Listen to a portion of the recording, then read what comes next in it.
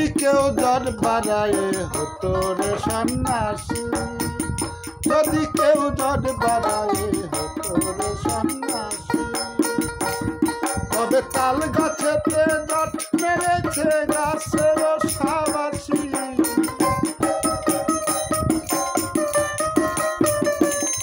তবে তাল গাছেতে জট মেরেছে গাছের সাবাসী।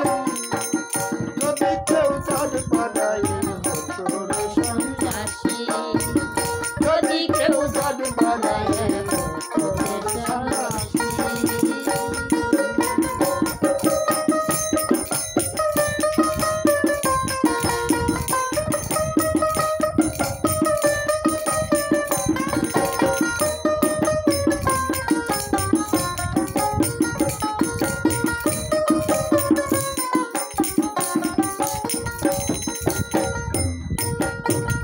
জলে গেলে হরিকে পাও, কাশিম সে আর মন্দরে না।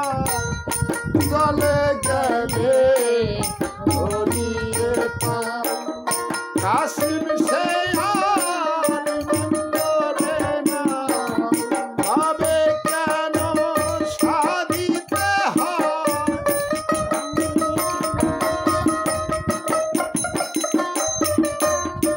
তবে কেন সাধিতে হয় হয়ে কারণ দাসী। যদি কেউ জট বাড়ায় হতো রে সন্ন্যাসী, যদি কেউ জট বাড়ায় হতো রে সন্ন্যাসী।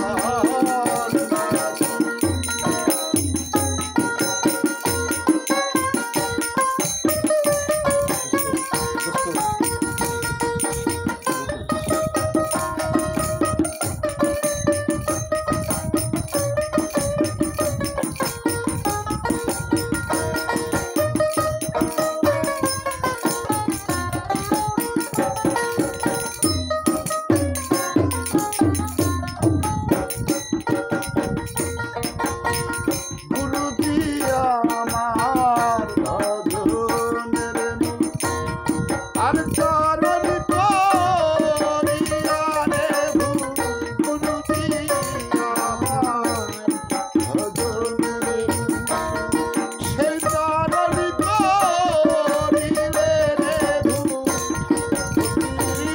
লালন বলে মন নামাকু, লালন বলে মন নামাকু ধায় গায়া কাশী। যদি কেউ জট বাড়ায় হতো রে সন্ন্যাসী, যদি কেউ জট বাড়ায় হতো রে সন্ন্যাসী। তবে তাল গাছেতে জট মেরেছে,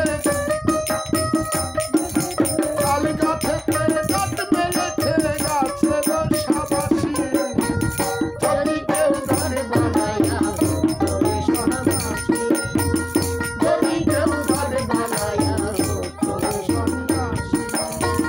যদি কেউ জট বাড়ায়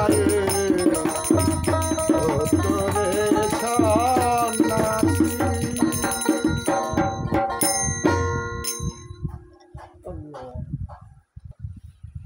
যদি কেউ জট বাড়ায় হতো রে সন্ন্যাসী। আমরা লালন সাহেবের এই বাক্যের মধ্যে পাই যে এমন কিছু সাধনা আছে যা মানুষের করণের মধ্যে দিয়েই প্রকাশ পেয়ে থাকে।